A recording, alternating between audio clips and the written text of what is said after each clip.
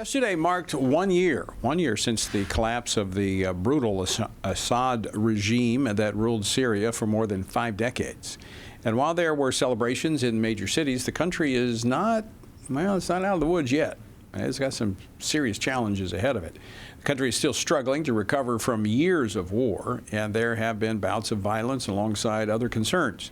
Well, included in the National Defense Authorization Act that's before Congress right now is a repeal of the Caesar sanctions, a move that would be considered a key to success of Syria's new government.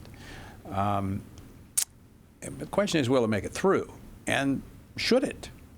Should we not hold Syria's new leadership accountable by lifting these sanctions as they meet certain measurables? Joining me now is Congressman Marlin Stutzman, who is one of the first members of Congress actually to visit Syria and meet with the country's new president after the fall of the Assad regime. He represents the 3rd Congressional District of Indiana. Congressman Stutzman, welcome back to Washington Watch. Merry Christmas. Tony, great to be with you, and Merry Christmas to you and all of your viewers. I want to get to Syria, but before I do, I want to get a quick take on the redistricting efforts in your home state. I mean, I think this may possibly affect you, might affect your district, but we talked about this top of the program. The state Senate there advancing out of committee a bill yesterday that most likely will be voted on Thursday. What's the latest? Yeah, so the House actually passed the measure last Friday. I was in Indianapolis when the vote took place, passed with a comfortable margin. Obviously, this has brought a lot of debate and some contention to the legislature there in Indianapolis. But many feel that this is such an important issue to deal with now because of what's happened in other states. And, maybe shame on us for not paying attention earlier and watching what other states were doing when they were drawing their maps back after the 2020 census. But I kind of compare it to a basketball game. Of course, being from Indiana, we love basketball, but we're playing the other team, and they set their goal at 8 feet tall. And we set ours at 10 feet, which that's the standard, And so all of a sudden it's halftime and realize that, oh, you guys are playing on a different height than what we are. And it's really to level the playing field. And also a couple of things the Democrats have done, and they've really taken advantage of the circumstances, is the census. The census, of course, counts every person. We don't ask if you're a citizen or non-citizen in the census. I think that's something that we should do because that probably gives California a 4 to 5 seat edge over other states just by simply counting all of those who are probably illegal or are illegal in California. Is that going to be addressed? Because that's a major issue. It has to, Tony. And I think that, as people are frustrated, even in Indiana, that we have to deal with this issue, because here's why they're frustrated is they feel like they have been fair. They feel like they have been objective. They have tried to have a balance. Well, you look at states like Illinois, California, look at Massachusetts. Massachusetts is as Democrat as Indiana is Republican, but yet they are 9-0 Democrat. They don't have any Republican members of Congress.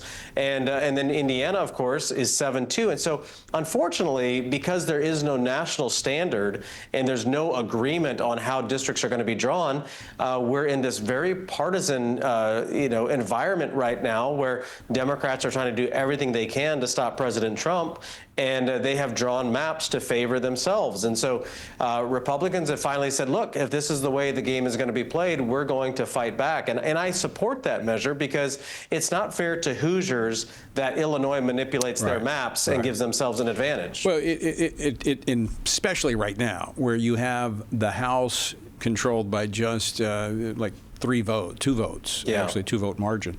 So when you have a state like California that's making itself a sanctuary state, calling people to come in there illegally and live and then be counted for the census so that they get more congressional seats, I can see why people are upset, because what happens is conservatives in like my home state of Louisiana or Ohio or Indiana or Oklahoma, they're deprived of leadership that's reflective of their vote when you have illegals being counted and increasing the seats so that you have 2 extra seats in California could make the difference in determining who runs the United States House.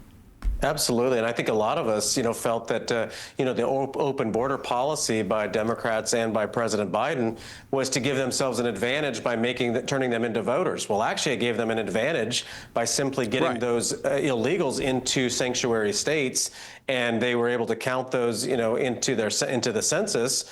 And if we don't do something now, the next census is going to be even worse. Even though President Trump has closed the border and has control of the border, I don't believe that deportation is going to actually fix that problem either. There's going to be still a lot of illegals and non-citizens in this country that are counted in the census that give those states an advantage. So this has got to be something that is dealt with state by state for right now. You would hope that Republicans and Democrats would come to an agreement on where only citizens would be counted in the census towards the apportionment. Will there be an effort in this Congress to address that in terms of who is counted? The census? Yes, absolutely. There's several of us conservatives that are already pointing that out. I know President Trump talks about that. There's obviously a lot of people feel that way, but when it gets down to partisan politics, Democrats know that gives them an advantage, and they simply don't want to be a part of changing that position. All right, Congressman Stutzman, we didn't even get to Syria. Can you hold on for just a moment through the break, and then because I want to get your take on Syria, big issue, very important issue, and it was addressed in the National Defense Authorization Act, or going to be. All right, I want to go back to our guest, Congressman Marlin Stutzman of Indiana, and pick up where we left off as we went into the break. Congressman, thanks so much for sticking around through the break. I want to go to the issue of Syria. You were, I think, the first member of Congress to go into Syria a year ago after the new leadership. The NDAA, you've been very concerned about what has been happening in Syria with the targeting of Druze, Christians, and other religious minorities. The lifting of sanctions that could be used to, if we keep them in place, or at least tie them to some measurables, could get the government on the right track. Are you concerned with the lifting of these sanctions? Well, Tony, first of all, I want to say thank you to you and Family Research Council and Washington Watch for the attention you've given to, Christians being persecuted around the world. And, as we saw back in July, where Christians and Druze were killed down in the Suwaida area of Syria, I did visit Syria, and I've met with the new president several times. As we've all said from the very beginning, he's not the person that we would have selected in Syria. One thing that is good for the Syrian people is that Assad is gone. Assad murdered millions of his own people, and millions of people fled the country. A safe Syria would be such an incredible piece to that particular region, especially to Israel and the surrounding areas. Syria is very diverse. A lot of Christians live in Syria. Syria is one of of course, Damascus is where Saul was on his way to Damascus to of course, arrest Christians and take them back to Jerusalem. And that's where he met Christ on the road to Damascus and became Paul after his conversion. And so the country of Syria has a rich Christian history. And that's one of the interests that I have there. And so having a new president now is good, but also very concerning, especially considering his past. He's former Al-Qaeda, former HTS. He has tried to explain to us why, he fought those fights against us. But I think more than anything else, his actions are going to speak louder than his words. He's actually the first Syrian president to meet with a U.S. president. He met with President Trump here on American soil a couple of weeks ago.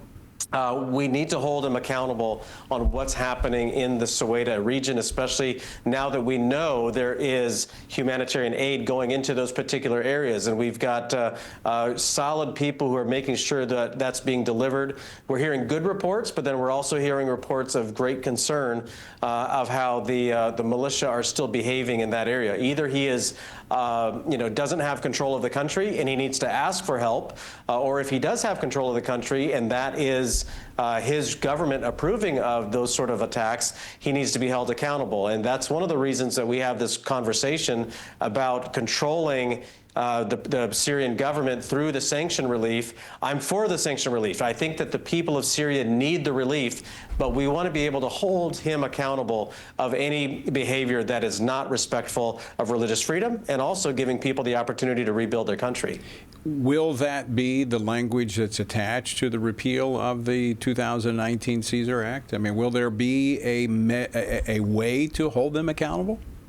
Well, the current language in the NDAA gives the president the authority and a requirement to report to Congress what is actually happening in Syria. I feel comfortable with the language having President Trump as president.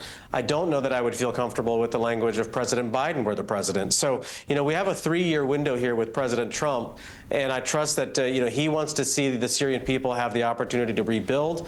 But Tony, I know, you have been very vocal on this, as well as others in the Christian media world, along with those of us here in Congress. We're going to be keeping a close eye on Syria no matter what happens. I just truly believe that this is a window, it's maybe a 5-year window here that we have to be sure that the Syrian government is allowing people to rebuild their country, but also is respecting religious freedom. With that diversity in Syria, religious freedom has to be one of the core fundamentals of the Syrian government.